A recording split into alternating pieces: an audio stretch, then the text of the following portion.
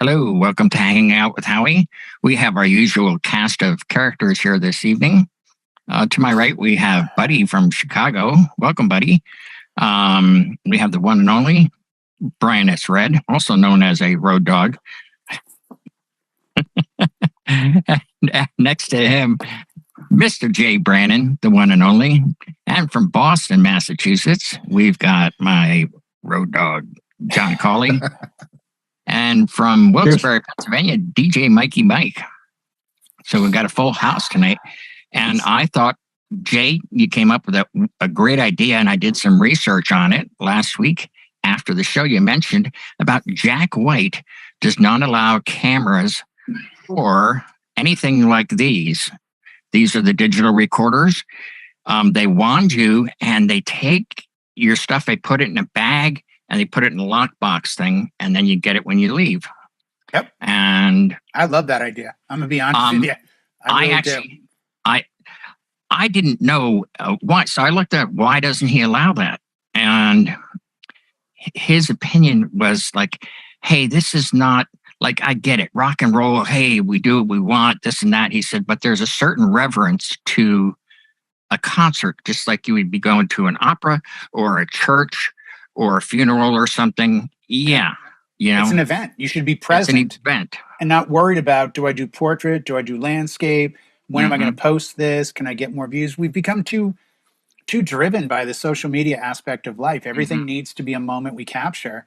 And I truly believe that every time I have filmed anything, I'm much less paying attention to the moment, right, and more to the video. And even though I carry the video with me, it's, you know, when you stare at fireworks at a festival, it's amazing. When you try to film them, you're like, oh, this isn't going to show up. Let me try, you know, it's a different and it mindset. doesn't. Too far away. Yeah. Yeah. And I love that the interview I saw with him, he's like, if you need to make this something you're filming, don't come. I need you to sit there and enjoy this like we used to do. Like, yes. I mean, well, we're all different ages, but I mean, the first time I ever brought a phone with a camera to a concert was only 10 years ago? Right. 11 years ago? I didn't get an iPhone until 2011, so 11 years ago.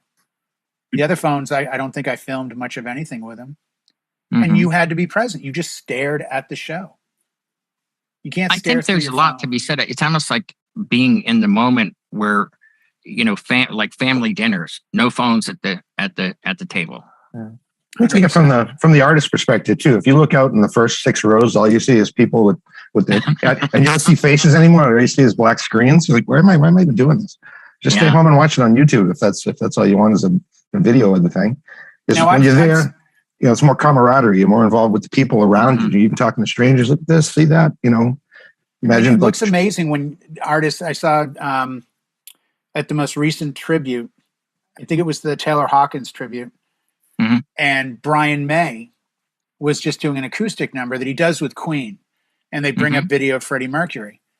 And he asked everyone in the audience to turn their flashlights on and hold them up in the air. And it looked amazing. Right. But it's that, you know, and I know, and Brian and John, and probably everyone in the room knows, Buddy, maybe not. I don't know. But I mean, you know, we always had a cigarette lighter with us. Right. And that was half the fun, was to get a lighter that you could get the flame about that high. And inevitably you'd buy a Bic the day of the show and show up and it would be like that. I can still do that. Yeah, see, you can still do that. Pop the head off, take off the little adjustment wheel, and now it's a flamethrower. Yeah. You'll see me in the crowd for sure. Yeah. They'll know I'm a real when the paramedics come. Yeah. Just because I'm a non-smoker, never smoked, I still know what it is like for people at concerts to have on their big lighters up there. So non-smokers can appreciate it. I figured more by age. You're no, he's not much younger than me.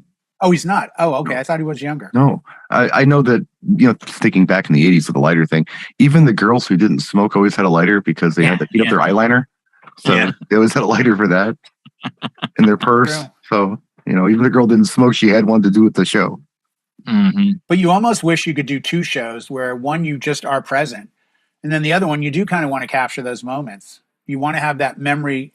And I've done it a few times where I've captured a moment by not looking at the phone, where I've put it up like this to video and then realized that's kind of a jerk thing to do because the people behind me are now like staring at the picture on my phone. Hey. Well, I mean, I do that at gigs, you know. Like I do when I'm at an event, I'm just spinning tunes. And if I've got something cool going on the floor, it's like, you know what? I've got a minute. I wouldn't do it and interrupt what I was doing, searching for music or mixing or anything else, or working lights. I wouldn't compromise that. But if everything's doing what it's supposed to do and something's happening, I'll do a quick pan shot, put the damn thing down, and keep going. Well, I've said to people oftentimes, man, I had this amazing wedding last night. I didn't film any of it because I was on such a roll. I didn't want to stop what I was doing to pick up my phone and go, this is amazing. I was just so in the moment that the camera was like, you know what? As much as this would make great footage and content, I'd really rather know I killed it than have a video of me playing Journey, Don't Stop Believing, and mixing it into something else. You've known me since the old days. I mean, when I used to go to shows, I always had the camera in my hand. And I was shooting everything and interviewing everybody. Without a camera. Yeah. But that was really your job, too. Well, yeah, but I don't know if you've noticed or not, but in the last 10 years, I haven't done that. No, you've been on the phone. I've been well, no, it's not that. I've just been present. So that's I learned that, it was at first I'm thinking to myself, you know what? I want to show everybody out there what they're missing. So I really want to do that. But in the process of doing that, I ended up missing stuff. Exactly. So I became very aware of that. And I guess said to myself, you know what, dude, live in the moment, man. When we saw Luke Graham, I didn't video any of that. I didn't either. And I thought it was amazing. I was at that show. He sounded great. And I was more pissed off at the people standing around not paying attention. I'm like, are you people high? I saw this guy sell out like the Boston Garden. Like, this is that guy. Why? For those of you who don't know, Lou Graham was the lead singer of Foreigner. Right. When they were a band. Feels like the first time, Waiting for a Girl Like You, Head Game, Cold as Ice. Yeah, all that. That's who we. Damage Done. Driving the Red Line. All right. Television. Well, I knew that this would translate into what we do as DJs. It's happened to me often where the minister or the officiant, whoever, will ask during the ceremony, please put your camera, because invariably people will get in the aisle and they've hired a professional photographer, and they're kind of ruining the moment type thing. And I've also had the please we're going to make this a camera free just unplug for there's a name for that. I think they call it unplug ceremony. Unplug. Yeah. And well, they actually said, we're going to, if you could, for our particular events during the reception, please allow the professional photographer to get the shots for us. And later in the evening, we'll let you do that. And what I had done was that when I sensed the crowd needed a break, the photographer was done. He said, hey, man, great job. See you later. I'm out of here. That was my moment to go, hey, folks, we're going to switch gears here for a minute.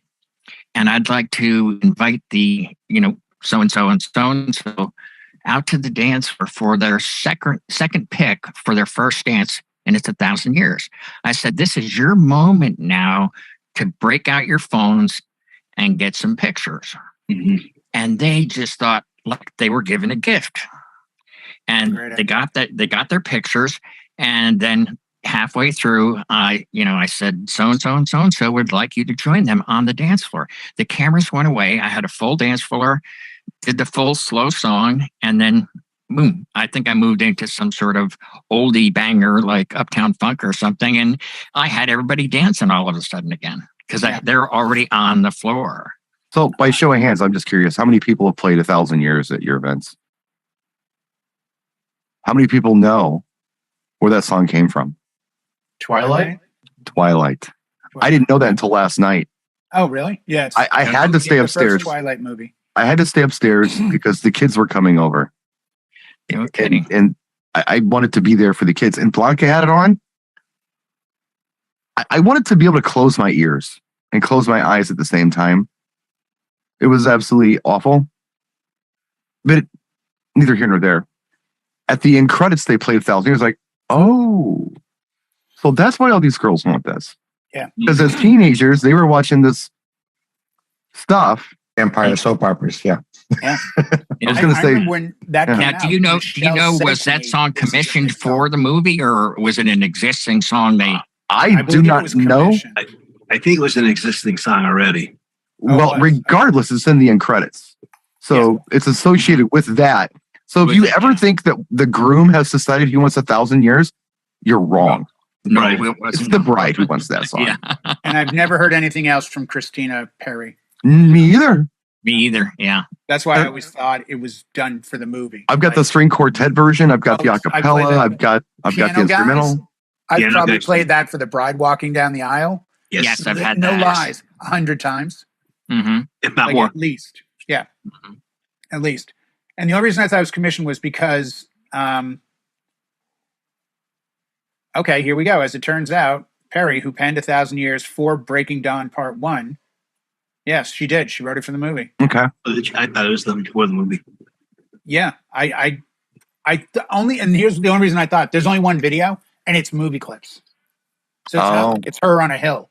It's her in front. Because I remember even Michelle going, "I think brides would love this song," and it's like, Well, they do.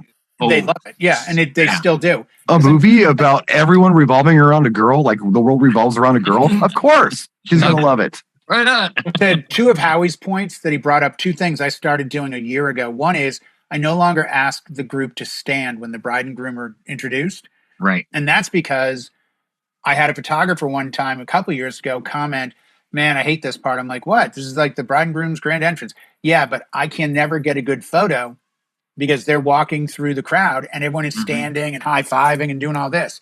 I was like, "Oh, well, I won't ask them to stand. We'll see what happens." And a few people do stand and then other people catch it. But it does make for a better photo. The other thing is I offer all my clients the option, since I'm using two wireless mics on the officiant and the groom, to plug in my handheld. And about 5 minutes before the ceremony begins, I simply say, "I'd like to welcome all of you today to, whatever ranch." This is the bride and groom have requested an unplugged ceremony, which just simply means they've hired professional photographers. All the photos will be available afterwards. They want you to be present and in the moment with them and not on your phone, tablet, iPad, or anything else taking a photo. So their photographers will be taking all of the photos and they just want you to be in the moment and share this beautiful time with them. And that kind of seals the deal for, I don't want to be that schmuck. And also, it's a matter of respect. I think it's a matter of respect because if they take photos of the wedding and post it instantly before, the wedding couple gets to choose what they want to put up first, you're kind of stealing their moment, in my opinion. Well, and it's the etiquette that a lot of people don't understand about weddings. And I harp on this all the time. If you give me 120 people at a wedding, 119 understood the assignment and one didn't. Right. Whether it's jeans and a t-shirt or old sneakers or whatever. The rule of thumb with any event is you dress against the host and hostess. If she's in a full dress and he's in a tux or a suit, that should tell you what's appropriate wear. For gentlemen, a shirt and tie and jacket's appropriate. I did a wedding recently that was black tie. Every single guy that attended had a shirt, tie, and jacket or a suit on. And it's probably been 10 years since I saw that. Yeah. 10 years. The last one was, and I know this because it was my birthday on Saturday, and it came up in my memory. 5 years ago, I did that wedding in the Poconos, and there wasn't one gentleman there without a three-piece suit on. Yeah. Usually you expect the crowd to be like the bride and groom. And if you get a fun bride and groom, you expect a fun crowd.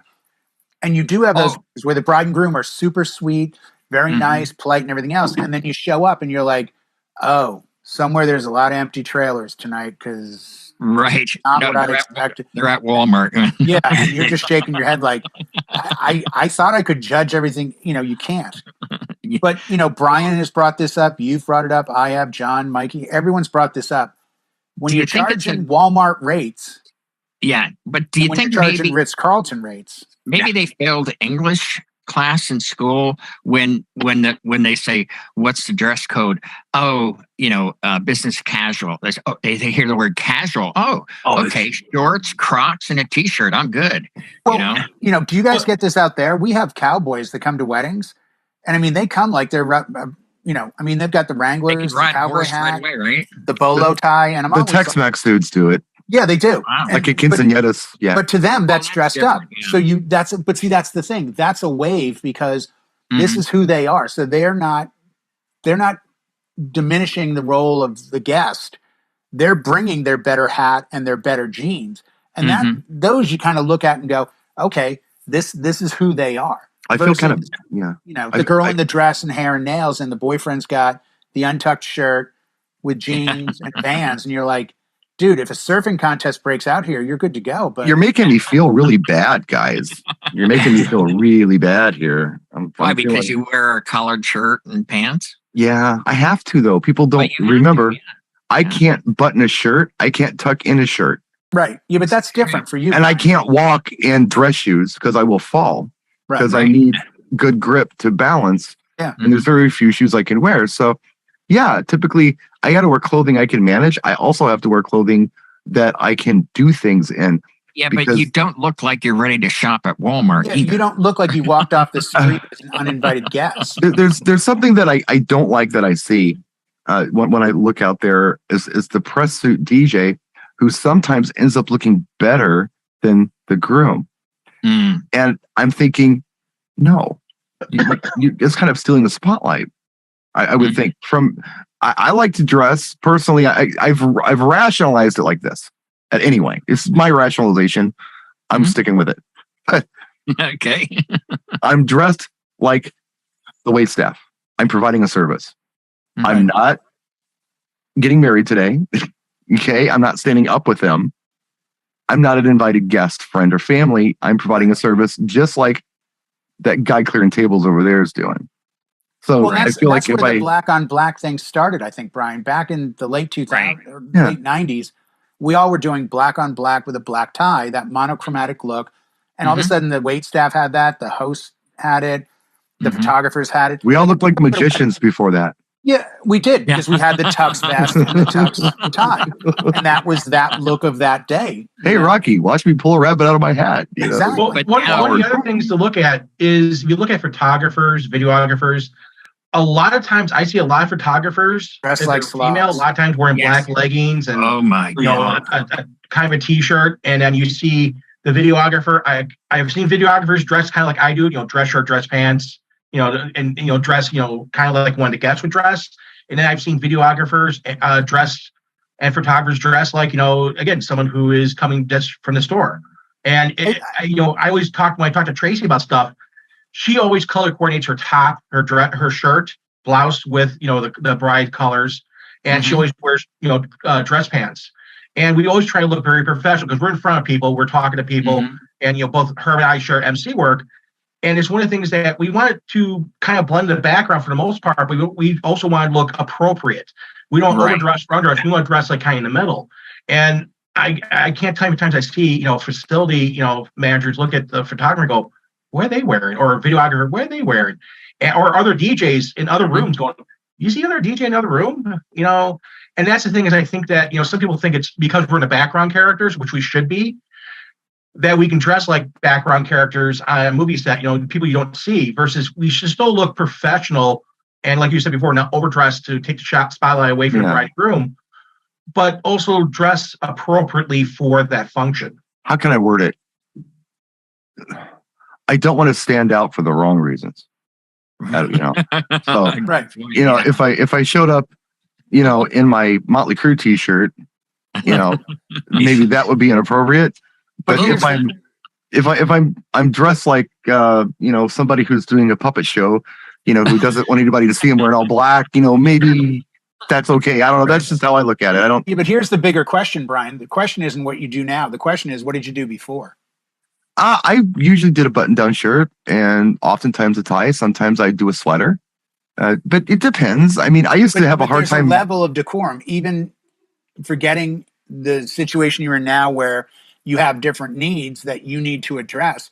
Yeah, I really do. You did view it as this is what's appropriate. I have this talk with DJs from around the country, and there are areas around the country where there are DJs wearing, $2,000 sneakers because, and I've asked them, I've gone right up and said, hey, why are you wearing $2,000 sneakers? And they've been very blunt and frank about their answer. And they've said, because this is what my brides emulate and what they want to have. By seeing me in those things, they realize I get them on that level. I wouldn't know a $2,000 sneaker but from a Target sneaker. If that's the bride you want, Black Rocks. If you want that bride, you have to act like someone in that bride's camp or someone that bride would look at and say, that's really cool. That's an interesting. Pulse and I were in Miami 2008, 2009, and we saw a diamond, like just the crystal T-shirts with a skull, and we'd been a little bit. So I walk in, I go, I got to have that. It was the time of like the Ed Harding T-shirts and all. Yeah, I remember that. Mm-hmm. Yeah. So I walk in, and we were in a boutique in Miami in South Beach, and I go, oh my God, I love this. She goes, oh, you have such good taste. I was like, thanks. That'll be $30,000. $9.95. So I go, oh my God, I'm totally buying this. So I pick it up, I go to the counter, and she rings it up. She's like, with tax, that's $1,085. I'm like, excuse me? I thought it was $9.95. She goes, $995. Ask Pulse. Stupid. Yeah, and I was like, okay, you can't even get in a club with this. She goes, if you try to get into the swanky clubs with dress codes in this T-shirt, they're letting you in. Because this T-shirt says you got a lot of money. Now let me. It doesn't say you're cool. Here's the big question: did you say, "Oh, wait a minute, no, thank you," or did you actually pay for it? No, I very quickly said, "No, thank you." I was I was mortified because I'm like, did I read this wrong? Because I looked really fast and saw the $9.95, and I'm like, $10? Are you kidding? And then he went on Amazon and got the Bedazzler. Yeah. But I think there is that protocol. There is certain patterns. I've got a Burberry tie. I've had it forever. It's too wide now to wear, but if I wear it under a vest, somebody into that line of clothing or that line of purses or coats would see it and instantly know. It's like, I don't know what every logo. Weird. Hey, I learned when I moved to California in 1993, a pair of OP baggy shorts for $80 and Ruka or Stussy or whatever T-shirt for $75. I'm like, wow, in California, you have to have a lot of money to look homeless. Yeah. Because everyone that looked like a surf bum in San Diego spent a ton of money on it. I'm going to Marshall's, getting a blue blazer, a white shirt, and a pair of khakis for $100, and I look like the CEO of fill in the blank Fortune 500 company. I always just wanted to blend in like other people have said here. So there was a period where I would bring a 3-piece suit with me, before I changed it, and I'd scan the crowd. What are they wearing? Oh, nobody's wearing 3-piece. I don't have to wear the vest. Oh, they're really casual. Okay, I could just wear the jacket, open collared, and I'm good. I blend in. Like you said, I don't look better than the groom or anybody else. Although the 3-piece suit has kind of gone to the wayside, at least yes, the dressing facade has stayed. But they use it for something different now. They put it in front of their booth. In their booth, yeah. It's to cover up the wire management, I think. And it doesn't look anything like a dressing room facade at all. Every time I see one of them damn things, I just hear like this Eastern European accent. Let me slip into something more comfortable. It's just me, I guess. I think it's grown a little. I think we've gotten better at it. And I think there are times I see videos with a really nice stand and a nice sports coat. And I think, that looks really appropriate. And you see a room full of guys in shirts and ties. It all matches up. I tell my clients all the time, this is what I traditionally wear. It's this tie, this shirt, these pants, but I wear it to every event. And it happens frequently. I'm doing a corporate event, and someone will come up and go, you look so familiar. I'm like, oh, DJ a lot of events. I think you did my friend's cousin's wedding. Yeah, I remember the tie. Or, yep, I knew you. I think that for me personally, I've made it a uniform. So I'm doing a Christmas party in a black shirt with a black and white striped tie, hoping someone will associate it with another party, not showing up in a white shirt with a red vest going, hey, everyone, I'm good old Saint Nick. I think Jay. I like the idea of a red vest. Yeah, then you could do magic tricks, everything. Yeah. I think Jay. Sometimes they may think of you from the John Wick movies. You know, you and Keanu kind of look the same. So, yeah, but see, I've got the black suit. I never went with the black suit with the white shirt and black tie. And there was part of me that wanted to. That's like, you should rock it up. Be like, really, you guys think so? Do it. I had Bright specifically tell me what I should wear for that night. I get there and I looked at the photographer and the videographer. It looked like friggin' Slavs. The videographer had shorts on. The photographer had sweats and sweatshirt on. I'm like, you want me to dress up? And these people are walking around the crowd. They're in the middle of the chapel taking pictures. And I'm like, hey, all right, fine. I'm going to play my part, but that's it. You know? I almost think their point of view is, well, I'm not going to be in any pictures, so why should I bother dressing up? I think you're 100% right. I think they realize they're never going to show up in a photo. What they don't realize is every DJ is taking a photo of them with their cameras. And the guests are doing it with their... Check it out. Exactly. I still think you take your lead from the host and hostess. If they say, and this has happened to me, and I think I've told Brian, I don't think I've told you guys, I did a wedding about 12 years ago, and the groom, adamant, can you wear khakis, flip-flops, and a Hawaiian shirt? And it was my black on black days. And I show up, and they start walking into a very exclusive golf club in a very rich part of town, and they are in tuxes. And I'm talking the guests. And the mother of the groom walks in. I'd met her. She comes over. She's like, Jay, how are you? You look great. I'm like, I'm seriously about to call my wife. She's like, why? I'm like, I can't believe I'm so underdressed. This is what your son said to wear. Oh my God, no. This is what he wants. This is how he dresses. You know he's a lawyer. I'm like, no, I didn't know he's a lawyer. Oh yeah, he has to wear a suit to work every day. He hates it. He wears Hawaiian shirts and khakis. This is exactly what they want. I literally, for half the night, was just mortified, but then realized people kept commenting, oh, Jerry told you to wear that. That's so Jerry. That's so I'm like, and then the second time it happened was 2 years later. I meet a bride and her fiance. Fiance is in I hate this term, so I'll use a different term. It's a thin white muscle shirt. They used to be known as a wife something, but it's that white shirt. A tank top? Yeah, tank top. That's better. There you go. How about that word? Is that okay? Yeah. White tank top. That's not going to have foster the people vibes. Don't trigger me. Don't trigger me. That's got the real name. Yeah, and say triggers. Yeah. I'll get canceled. Yeah. He's in the white shirt, and he's got these super baggy, dicky, long shorts past his knee, and a pair of Vans, and he just looks like a thug. And I'm like, oh, this guy's, because he's not talking. And I'm like, this guy doesn't like me. I'm not getting along. The bride's totally chill. He's like, yeah, man, reggae, want this, maybe some punk. And I'm like, oh, man, this is the wrong event for me. We meet like 3 weeks later. He's in a suit. His hair's all slicked back. He doesn't look like a street urchin. He looks like a total professional. I'm like, oh, hey. My first thought is he had to go to court. Have we met? Yeah, literally. I was like, whoa, a little different. He goes, what happened to the first guy she was going to marry? You got me on my day off. He goes, I had court today. And I'm like in my head going, yeah, of course you did. You probably you robbed a liquor store. Yeah. Yeah. Like this is, you had court today. Like every day you probably get arrested. Turns out he's this like highfalutin lawyer. Same thing. But it's like when he's not in a suit, he's like, yeah, man, I have to wear a suit for the wedding, man. I'm bummed. I'm like, oh, well, I'll shirt and tie. He goes, yeah, I'm telling everyone just be casual. Just, wear like a Dickie shirt or Hawaiian. It's like, and you want to fit in and feel like you represent or speak about the bride and groom. I just think more times than not, if you're selling a classy event, you have to lead by example to a certain extent. And I don't think a shirt and tie, some nice slacks and shoes ever goes out. The only non-compromise, like Brian is sneakers. Mine is I only wear Doc Martens. Well, they're black. They're black. Yeah, and I wear the exact same sneakers. My back feels great. Yeah. At almost 60 from doing this for a long time, and I base it on the air sole in the Doc Martens. Well, I got to admit, one time I did troll a photographer, hoping that maybe in the future they'd get their act together, because they were shorts and flip flops and t-shirt and camera, and I just said, before things got going, I went, oh yeah, in case you don't realize, you can change. That's where I put my suit on over here at this. And he went, what do you mean? No, this is what I wear. And I went, oh, I'm sorry. I thought that was your setup clothing. Yeah.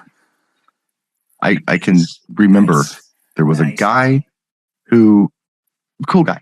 Cool guy. It was a girl I dated, her brother, and him and I became good friends.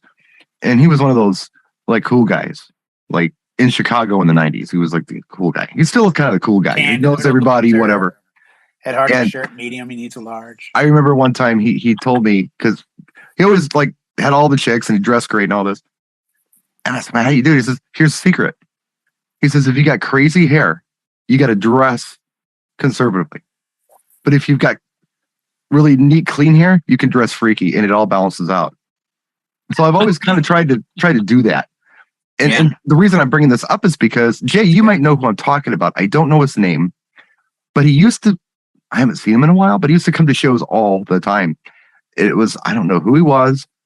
He wasn't anyone who was presenting, but he was a person who went to the shows. He wore a suit all the time. Like always. Accent? Huh? Southern accent? I can't remember. He was at the show. You guys know who he is. Mustache, always in a suit. I don't think he had a mustache. I think he's from like Alabama. No, the guy I'm talking about. Now that I'm thinking about, I don't remember his name. I'm thinking of is Jack. I think his name is Jack. No, this guy I think like lives up in like Utah or Iowa or something. But okay. Anyway, he always would come to like the parties, the unofficial parties that we would have. He would come sometimes, and it was nice to have him. But he always wore a suit, and I noticed that his hair wasn't always like neat and clean. So like, the suit balanced it out. I got it. Actually didn't. Oh, it looked like a little kid who it looked like a teenager reluctantly going to church. Is what it looked like. You got to own that look. That'd be me. You know what I mean? It's like, yeah, I haven't shaved. I haven't even combed my hair right. I don't know how to comb my hair right. Yet I'm wearing the suit because it's Easter Sunday and Mom's making me do it. Yeah, you got to really own that. I think there's a few guys that do these shows. And I remember we used to call them the Suit Mafia, like back in the early 2000s. I remember that too. Because we would be at Mobile Beat in T-shirt and jeans. Yeah. And we would walk to little segments of suit guys. And every time a question would get asked, they were the ones standing up going like, yeah, hi, Bill Johnson. I represent Acme DJ. I've got my 6 DJs with me right now. We feel it's only, to be professional, wear a suit every day, blah, blah. And it's that old logic of you don't dress for the job you have. You dress for the job you want. Right. Yeah. And even when I was in corporate America, I wore a shirt and tie every day. My boss wore a polo every day.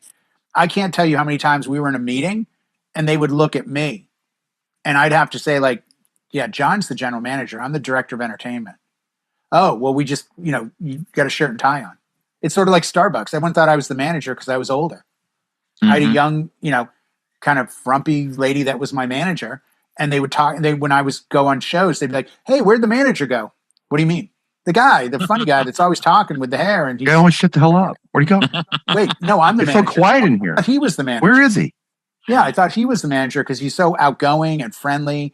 And he's so they assumed, and she used to get pissed because she's like, I'm friendly and outgoing. I'm like, you're really not. hey, I'm friendly and outgoing. Like, trust me, I'm friendly and outgoing. Yeah. I know friendly and outgoing. You, not so much. Right. I think there is that allure of, and Howie said it best, we're performing. We're performers. And I think as a performer, you either have a uniform. If I go to see Elton John and he came out in a white Hanes t-shirt and jeans, I'd be like, oh my God, what's wrong? Yeah, he has established that his look is crazy out there. Other people didn't. I remember the Foo Fighters were on one of their tours and Dave Grohl was like, all right, we're all going to dress kind of like, like sort of different bands from the 70s or the 80s. And I want to have the thin ties like Kraftwerk and we'll have black, red, and white shirts. So if I wear a red shirt, I'll wear a black tie. And if you wear a white shirt, you wear red. Like he had all these outfits bought for the band and their whole tour. They look like the Knack meets Kraftwerk. Yeah. And it was funny, but he had it in his head. He wanted to make a statement on that tour and he kind of did because people were like, hey, what's with the outfits? I mean, where do you draw the line? I think I agree that there are times you don't want to outdress the groom, but I also think there's a nod of respect to the groom and bride if you're at least in a shirt and tie.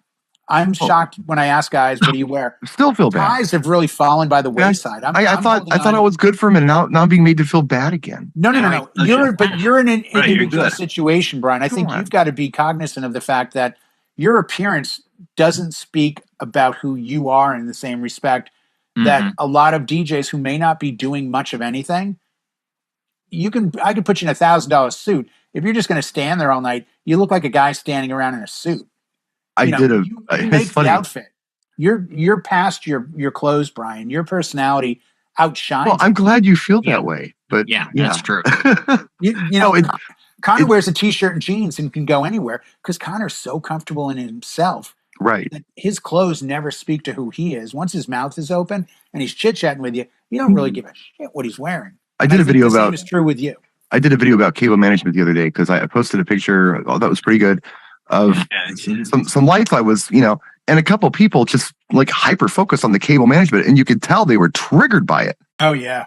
And so I did a video, and I didn't even say what I wanted to say in the video. I was being kind, actually, in the video. But you were, because it really wasn't. Yeah. It was just there was a coil of wire underneath the event table on the right. Yeah, that was it. One little coil. It triggered them, but I got to thinking, and I mentioned it in the video, but I didn't expand on it. Where I talked about this DJ company I worked for back in the late '80s, and we had a certain outfit we had to wear. And the system was set up a certain way, had a certain look to it.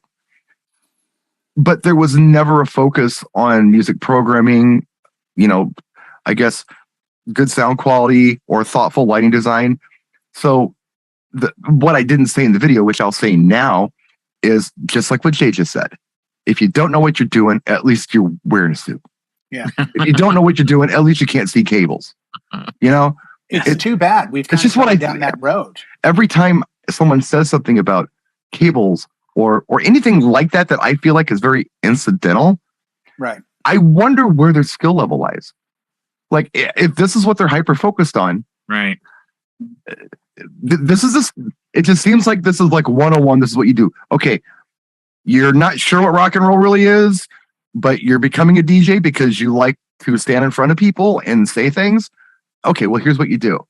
You make your system look nice and neat, and you put a suit on. And try not to do anything stupid. Okay. And all of a sudden, they're DJ wiki guy. But that's, again, it speaks to that uniform aspect of what we do. And, there was a bartender show the other night I saw, and my kids, the guy that's the godfather of craft cocktails said, blah, blah, blah, the Rainbow Room. And I was like, oh, I've been there. My son's like, you've been there? I'm like, yeah, it's not there anymore. It's at the top of 63 Rockefeller Plaza at the top floor. It's the Rainbow Room. It's this restaurant. You could see out all four sides. And I said, yeah, I went there in the 70s with my family, and they gave my father and I a sports coat because you had to have a sports coat. You did? I'm like, oh, yeah, there's a few restaurants I've been to. The gentleman has to wear a sports coat. They don't care who you are. You're not sitting at a table in your shirt. You need a sports coat, tie or no tie, but you're going to wear a sports coat. And that's really gone away. But if you've got a wedding at a country club, what do people wear at country clubs? Well, they wear polo shirts, they wear khakis, they're playing golf, they're playing tennis, they're having dinner. That to me, you could sell that as, hey, I've got this nice polo, I've got nice slacks. I look what I'm doing. To your point, though, I think you got to jump it up a little. It's an interesting observation that you mentioned country clubs, because for many years now, country clubs have been having problems. There are a lot of country clubs that have gone out of business because they just can't attract members. Yeah. So perhaps it is an outdated concept. Right. The new crowd with money isn't turned on by this. I mean, look at how one thing I like, what you instead of using the word uniform, I think it would be like, your trademark, because you always wear that and they recognize that black and white tie. Brian always wears the same, and he does his hair nice and limps around. He looks neat, but that's his trademark look. You have a trademark look. You can't help it. Yeah. Well, no, I think and I understand the country club aspect, because today's money, what I still refer to, because I'm old, as the nouveau riche money. Well, you're from Boston. Not the same thing. And that was proven by Steve Jobs and Ginsburg, or whatever the dude's name that owns Facebook. Zuckerberg? Zuckerberg. Ginsburg. Ruth Gator. We were close. Yeah. The old Supreme Court judge, the short little woman versus the nerdy guy. I can see how you can get him confused. It's very easy. Yeah. But I found out something last night. He wears that gray t-shirt. What do you think those set him back? they're like $200-300. They're not a cheap t-shirt. So it's, again, it goes to what I said about San Diego in the 90s. It was expensive to look homeless and to be super casual. Yeah. And even though guys are rolling in just a pair of jeans and a t-shirt, if you peel back the label a little bit, you're going to see they didn't go to Walmart and get that t-shirt. They didn't go to, Zaz or Caldors or Bradley's to get the jeans. My fans in Boston, how are you? But there's still something to be said. And let's not forget the biggest part of the equation. You're not always dressing for the bride and groom in their mid-20s. You're sometimes dressing for the parents in their 50s and the grandparents in their 70s, because that's where the money is, in the room. The grandmother in the room traditionally has a lot more money than the bride. So who in here is wearing a shirt and tie at your events? I'm serious. Who's wearing a shirt and tie? Shirt and tie? Yeah. Zipper tie. Okay. So when do you put this on? Once After I'm all setup? set up. Yes. After setup. After setup. Let me just share this with the class. There's nothing cooler than walking away from that whole toilet changing room thing. And putting on your best clothes when you're sweaty and gross from setting up and loading in. Right. It's so nice. Well, here's the other question.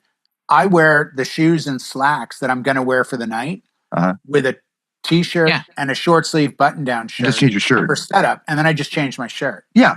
And yes, there are times that I'm taking the undershirt off, going, "My God, this thing's soaking wet." But I'm not. How good can you possibly smell? But again, I'm obligated by design to do this. No, I understand. I'm just saying that I don't and be like, I got to take a shower. I miss not being able to clap my hands. Okay, that was cool to be able to do that kind of stuff.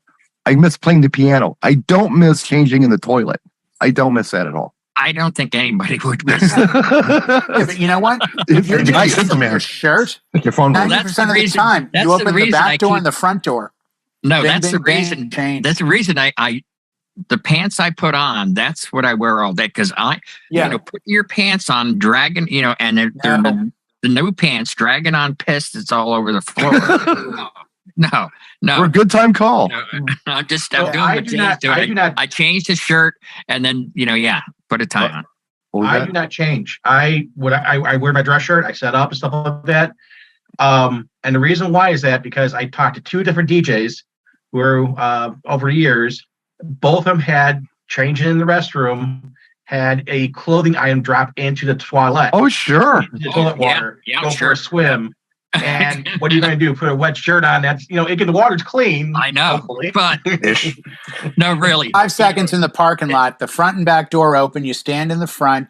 The back door is covering you in one way. The front door is covering you the other. Whip, whip, zing, zing, done.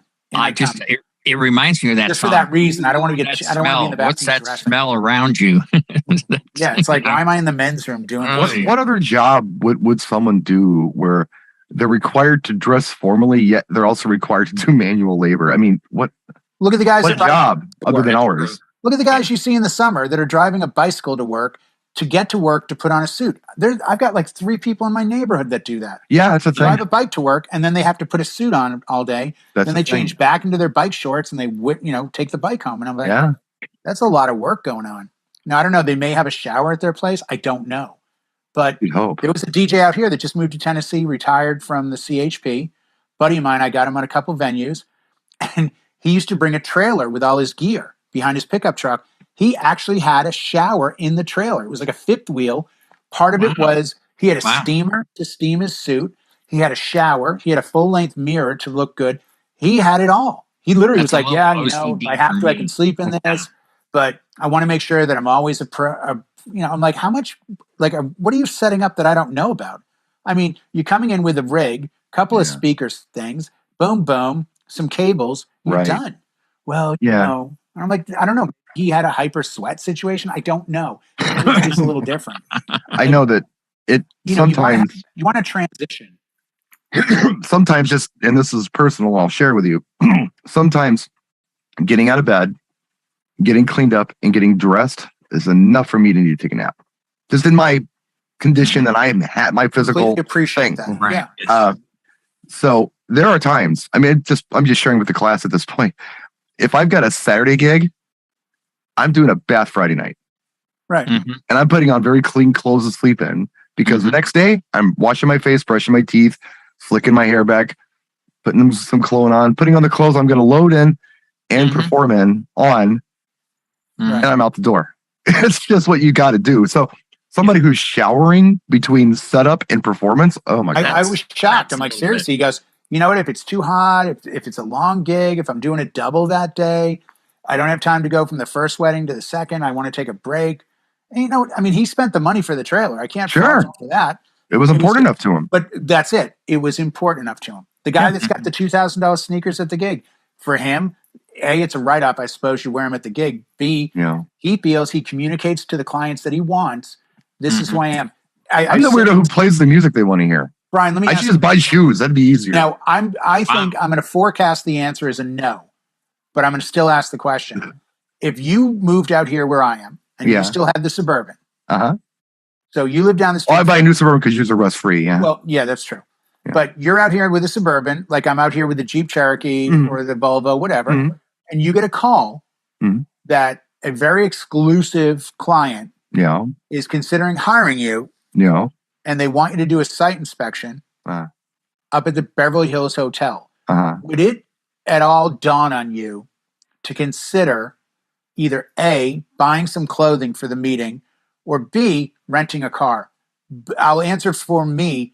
I would do both. I would rent a really nice car, and I would consider going and maybe getting something, because that's not a $1,000 wedding. That might be a $3,000 to $6,000 wedding, and investing a couple $100 to show up like you belong at the Beverly Hills. You should look like you belong there. I think I draw the line on the car rental. $1,000 T-shirt with the skull on it. But see, if this was Miami and it was that period, I would never spend that on a T-shirt. But I know guys that would.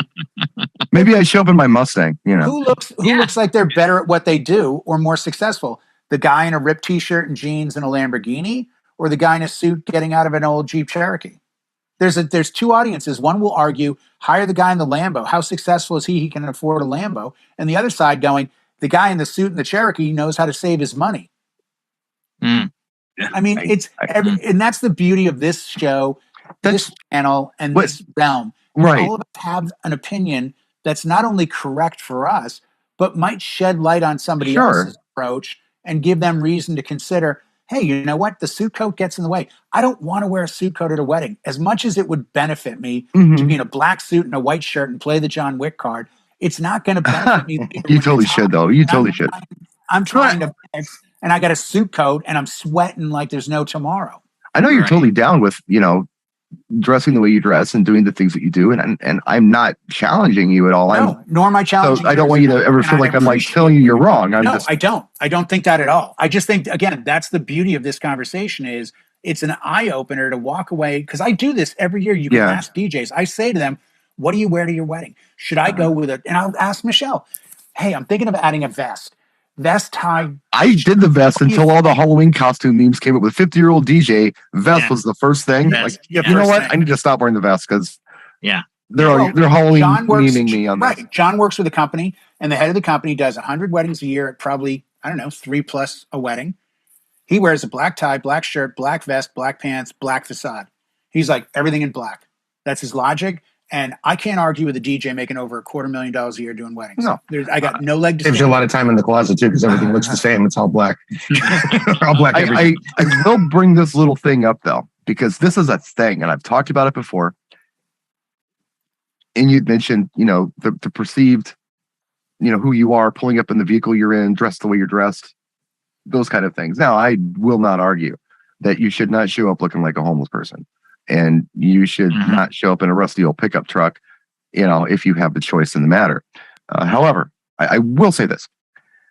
First impressions are important, obviously. When you see somebody, dressed a certain way, they look a certain way, you kind of, if you see a girl dressed like a librarian, maybe you assume she has glasses, you assume, okay, she's pretty smart, but, maybe have the pencil in her hair? Smart.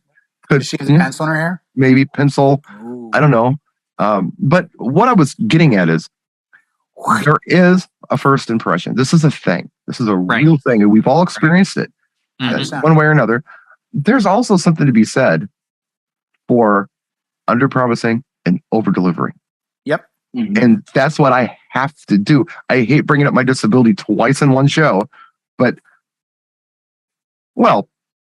okay, well, he's got brain damage. Well, what's going on with this guy? And he walks funny, and is he drunk and whatever? And then I get up on stage and I do what I do. And they're like, oh, this is really good. Regardless of what he looked like, regardless of how he walked up there. And maybe he slurred a word or something when he was doing an announcement. This was really good. It was thoughtful. I wasn't screaming at the person next to me like I was at the last wedding I went to. I enjoyed the music more. There was a better variety. I think there's something. So I play that card of the overpromise, underdeliver. It works. You should. You got to play the cards you're dealt. Well, we're not given the luxury of like an athlete who comes to a town to play on a professional team. He's judged on his numbers. Nobody cares if he's got a beard, long hair. Look at the baseball players. They're all wearing the same stuff, though. Thin, long hair, short hair. No one cares. What are the numbers? We don't have that luxury of walking in the door and putting a piece of paper on the table and going, here are my numbers. I got a 99% success rate. I've done 10,000 weddings. I've done this. There's still that judgment of the appearance. And as we get older, it certainly becomes more of an issue. And I think I told you guys, I wish I could find the website just to bombard them. But the guy said, end quotes, we're sending young DJs. We're all under 25. You're going to get a good guy to party. Quotes, not some old guy who's out of touch. Out of touch? Out of touch with what? I'm the guy that can play Unchained Melody and still play the new Drake song. What are you going to bring? You really think grandma wants to dance to that new SZA track? I don't. Like, don't pull that out of touch card. But that's the thing that I've always loved about being a DJ. As you get older, you get better. That seems to be the case, and maybe it's because we're there. I remember being a younger DJ, and I've said it before. Older DJs? Pardon? Did you ever think poorly of older DJs when you were a young DJ? Yeah, because I didn't know anybody cool over 30 who did this. Okay. Everybody who I knew over 30 looked like a clown, like a parody of a DJ.